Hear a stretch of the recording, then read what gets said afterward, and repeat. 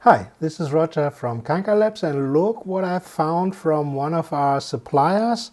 Apparently from the closing or clearance sale of Radio Shack, probably from the bankruptcy assets, because Radio Shack doesn't exist anymore, a combined IC insertion and extraction kit. Now, so this is in addition to the other video where I showed you our standard IC insertion and extraction tools. And let's take a look at what's inside, what you get. First is this simple IC extraction tool, which the same kind I already showed you in our separate videos. There's one big difference. The one you can buy separately has an insulating plastic layer around at the grip, and this one is bare metal. That means if you are touching an IC pin and at the same time gripping it with your hand, there's a conduction between the IC pin and your body. So if you're in an ESD susceptible environment, you should be grounded with a simple ESD wristband like this one, which I also showed you in another video, or any other grounding wristband that is available. So not much more to say about the extraction tool. Now let's take a look at what's more interesting is the IC insertion tool.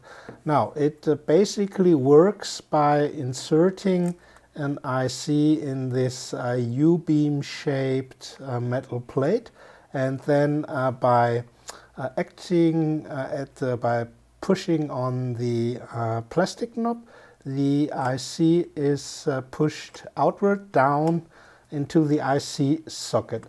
But there are two things to do before that.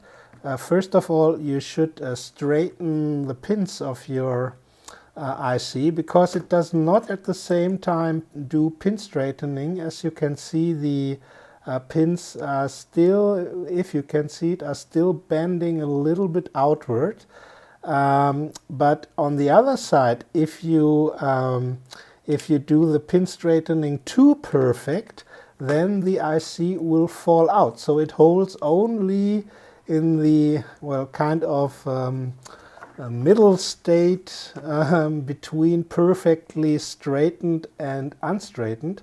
So anyway, you place it in the U-beam, and then you place it over the IC socket, and I'll try to make it that way that you can see how the action is. Now if it's correctly placed, then you simply push the plastic knob, and this will insert the IC into the IC socket. And you get supplied two other flat plates and U-beams for the other IC sizes. The one that I've attached here is, as you could see, for the bigger 24-pin ICs with the 0.6 inch pin distance. This one obviously is for the 40-pin ICs, and the smaller one is for the small ICs from 6 to 22 pins with 0.3 inch pin distance. Now there's also here at this little screw you can attach a grounding wire, also for ESD susceptible work. And what I found a little bit to be a pain in the ass is to change the different adapters. I'll try to repeat. Now this is the third time I try to demonstrate it if I get it right. Getting the old plates out is quite easy. You turn the knob counterclockwise, because here in this bolt there's it's a threaded bolt, and that goes into this thread in the flat metal plates. Then you need a Phillips head screwdriver to turn loose the U-beam shaped plate. And now let's put in the bigger plate. First thing you have to watch out for is to place it in a way that the central bolt still fits through, and now I've deliberately placed it in a way that it doesn't work. So you see that is not the right way. Now let's see how it's correct. It's just a bit difficult to do it in front of the camera so that I can see and you can see what I'm doing. So once again, okay, now we fastened the plate and the first difficulty has been overcome. The central bolt is coming through.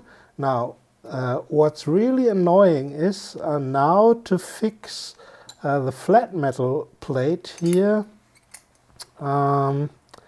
Therefore you have with one side place or hold the flat metal plate exactly over the central bolt, especially above the thread of the central bolt, and with the other hand you have to push and turn, and you see it's still I can't really screw in and find the beginning of the thread.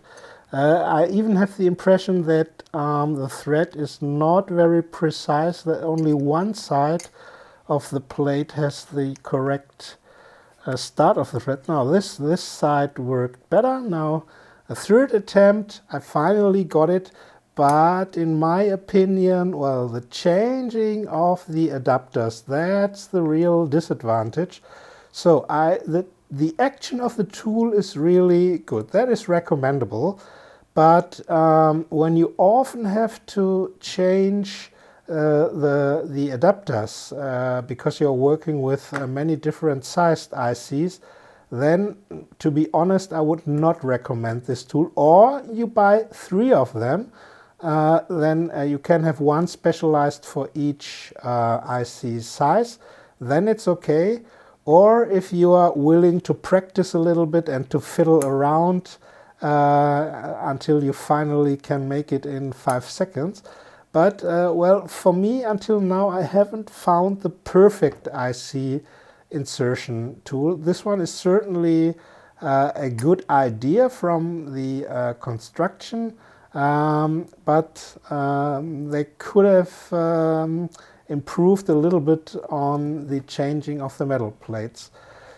So that was it for today. Let me know what you think about it. Anyway, we have taken it in our shop and we'll see how the demand is. I can't guarantee if how many we can get of them, because as I told you in the beginning, it seems to be from the closing sale where our dealer has got hold of a few of them. I don't know how much he has in stock.